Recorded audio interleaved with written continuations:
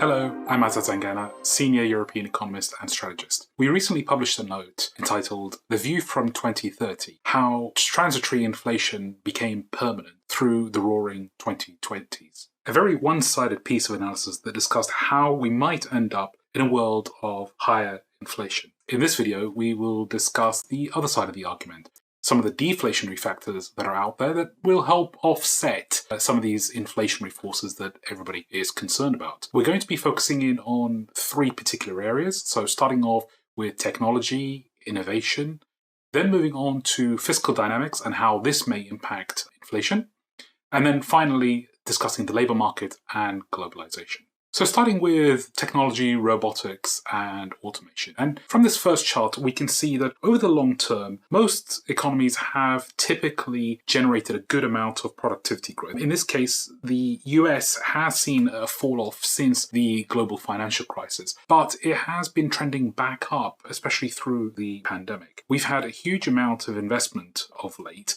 more so than you would normally expect through a typical cycle. So we are hopeful that this could lead to greater productivity growth in the future, which of course helps justify some of the pay increases that we're seeing within the labor market. Now moving on to look at the take-up of robotics and starting off with the industrial side of the economy. This first chart shows you the number of installations of robots and how they've been negatively impacted through the pandemic. But they are starting to pick up again. What's interesting though, you'll see that the breakdown of countries, most of the installations are in Asia, Australia. They're by far doing the most through this period. The US and Europe still have a lot of potential to catch up. That suggests that there's plenty of capacity for further investment and further productivity gains through more robotics within the US and Europe. Now, by industry, most of the investment is in the automotive and electronics sectors. There's clearly more to come from there, but there are many other sectors that are still struggling to really introduce robotics in a meaningful way.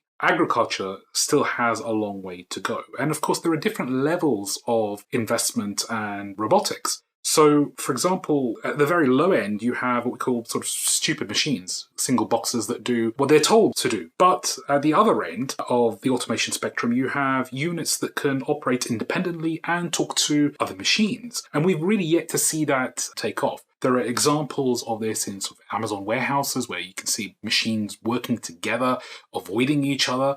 This is the combination of robotics and artificial intelligence, which can be very powerful. And this is the level we eventually expect to see more of a take-up. This is very expensive initially, but as costs start to come down, you'll start to see this trickling down into industries with lower value-added potential. Now, looking at take-up by country, China leads the way. They're by far the biggest investors in absolute terms. The US and Germany are lagging behind and clearly can do more. But if we look at a slightly different measure, which I think is very interesting, the density of robots in manufacturing per 10,000 employees, here we see a very different picture.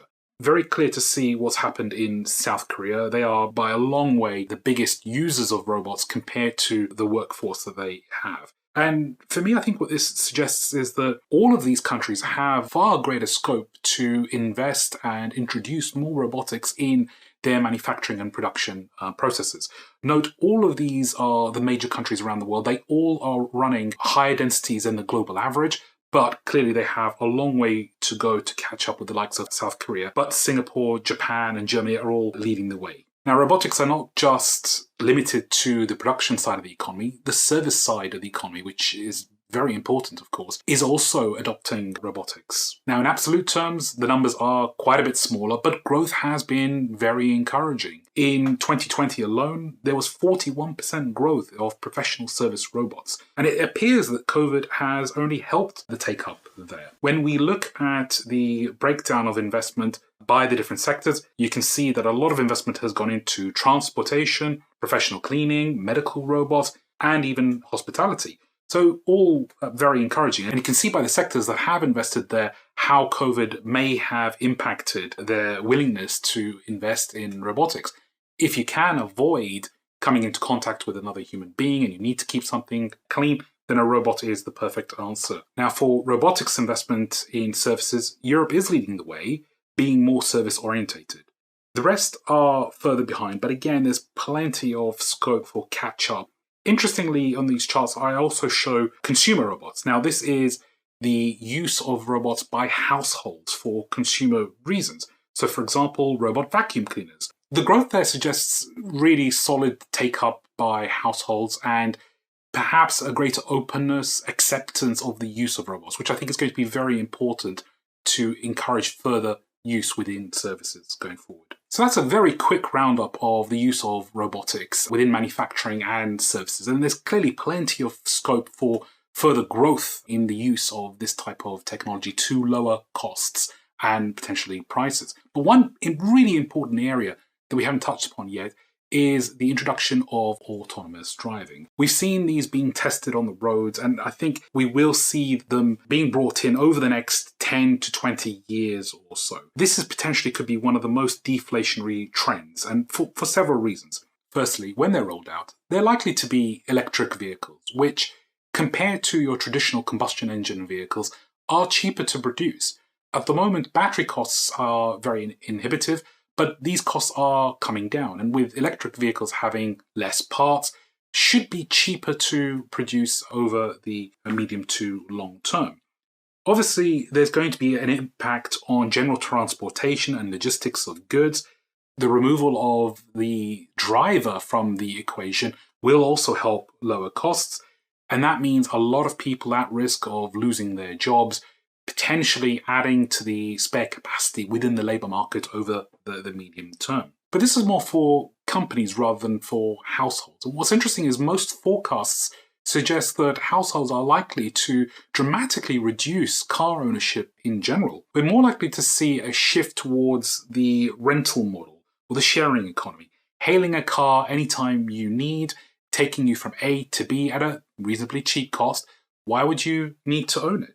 And these forecasts suggest that car ownership could fall as much as 50%. This could have a profound impact on private land values. You see, outside of megacities, most cities and towns have ordinances that require buildings to have a certain amount of ordinary parking facilities, disabled parking facilities, and more recently, facilities that include the charging of electric vehicles. Once demand for these facilities reduces, you're likely to see some of these rules also being removed, freeing up land for other development and construction. This additional land being made available in these cities and towns could have a dramatic impact on the value of land, reducing prices. As these prices fall, you're likely to see rents fall, and that should eventually trickle down into lower costs for production and services. So yet another deflationary factor to think about. And lastly, the cost of private transportation is likely to fall. Of course, these automated vehicles don't have a driver, so you're really just paying for the upkeep of a vehicle,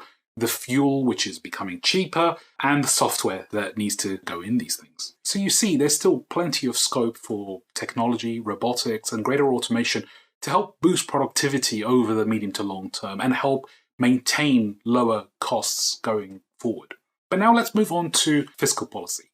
Now, we know through the pandemic, debt levels have risen dramatically, and even now the IMF is still forecasting that debt will be rising for the majority of countries by 2025 to 2026.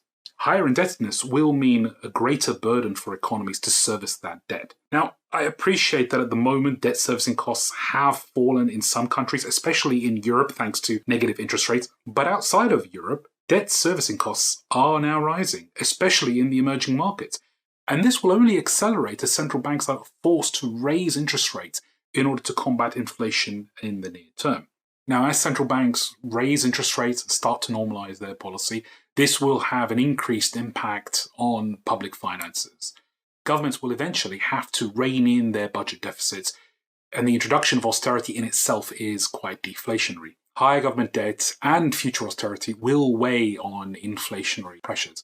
But in addition, we also have a problem with private sector debt as well, as shown by this chart. The latest data we have is from 2019, but we suspect that this has only become worse through the pandemic as many companies and individuals have had to borrow more in order to get through this very difficult period. But it just highlights the additional debt that is already there that needs to be considered. Then there are also the contingent liabilities, the off-balance sheet costs that will eventually come to fruition in the future. And These are linked to the aging populations that we're currently seeing in developed countries. The International Monetary Fund's projections show that the US deficit will rise by over 5% of GDP by 2030, purely from demographics. Higher healthcare costs will make up the majority of this extra expense, but pension spending is also going to be important. These are also deflationary, as they will require greater austerity to help pay for them in some way. Now, of course, governments have the option of not paying the higher pension costs and reducing spending on healthcare, but essentially they're then leaving a shortfall for households who will then have to make up the provisions in a different way. So again, deflationary all round. Moving on to the section on labour market and globalisation. This is a key argument for those that are looking at inflation pressures, pointing to the ageing populations and looking at the reduction in labour supply and the need for higher wages as companies compete with each other. But we think there is some additional slack out there that isn't yet really being considered. So starting off with the chart looking at the age dependency ratios, which are expected to rise above 50% over the next 5 to 10 years for most countries. This means that the majority of voters will either be coming up for retirement or will indeed be retired and will be relying on the rest of the labour force to help pay for their provisions. However, many often overlook other countries with reasonably good demographics, which can provide additional capacity. For example, India, which has one of the best demographics in the world, having a young population entering its prime, which will be important for the next 2 decades in particular. We often see the aggregation of global populations exclude India. And when we add India into the mix, we see that the global population for these countries continues to grow well into 2030s. We could even add Africa to make these numbers look even better over the medium term. However, we have to be realistic about the likelihood of Africa entering the global supply chains to produce more goods and provide more services. So for now, we exclude them, but there is that potential over the long term. So there is some capacity out there. It's just not in the countries that we're used to focusing on. And in fact, there's even more hidden capacity when we look at the participation rates of females within the workforce. So starting off by looking at the differences between males and females divided up by income categories. We think most investors are familiar with the story in high income countries where male participation rates are high but slowly declining and female participation rates are lower but rising substantially over the past 2 decades. But if we look at middle-income countries, and by this we mean countries where the average individual earns between $1,200 to $14,000 per annum, you can see that female participation rates are well below 50%. And clearly not enough is being done there to help boost female participation. If they did, then this could mean huge amounts of extra capacity for the world. Now, interestingly, in low-income countries, female participation is higher, and we assume this is out of necessity given that annual incomes are below $1,200 per year. Breaking down the numbers by some of the larger countries, again, we see huge scope for improvement. India, in particular, has a female participation rate of only 23%. This could easily double, treble over the next 40, 50 years or so, lagging behind most other countries of its size and income scale. Now, unemployment is high there, and perhaps there is a preference for male workers. But if more trade was to shift to India, raise demand for labour, then there's clearly greater scope for more women to join the labour force and help boost production. Moving on to globalization, we always find it interesting to look at how global trade has evolved over the years. And here we're going to focus on some of the key low value added goods and how they have evolved. The data here only goes back to 1995, but even back then, Italy used to dominate global production in nice, well-designed, but reasonably affordable apparel. As one of the more lower value-added industries, it was lost to the emerging markets. Italy's share fell from over 10% of global exports to under 4% by 2015. At the other end, China really took off, with other emerging markets, such as Vietnam, recently seeing big increases. This only tells half the story, as more recently, production has been leaving China and moving to cheaper zones. Vietnam is visible here, but also in the middle chart, which shows global exports of shoes and footwear, where Vietnam now dominates by a long way. Indonesia has also overtaken China, but you can see again, India is very low. Plenty of scope for India to play a larger role in this market. So, while some advocates of higher inflation often talk about the end of globalization, this is clearly not the case. There is more scope for production to keep shifting to new regions, new countries where production is cheaper. The question for companies is, once you consider the additional capital expenditure, does the reduction in costs justify the move? In some areas, of course, we've actually seen some reshoring, some production and services coming back onshore to the developed markets, largely because of risk management issues and supply chain issues. But we don't see this as a permanent trend. We still believe that companies like to minimize cost and so will shift production where possible, where appropriate, to countries that have lower costs. And just to highlight the impact this has all had, the final chart shows the US inflation index against the indices for clothing and footwear, where these have been stationary since the 1990s in nominal terms, or falling in real terms thanks to the various shifts in production.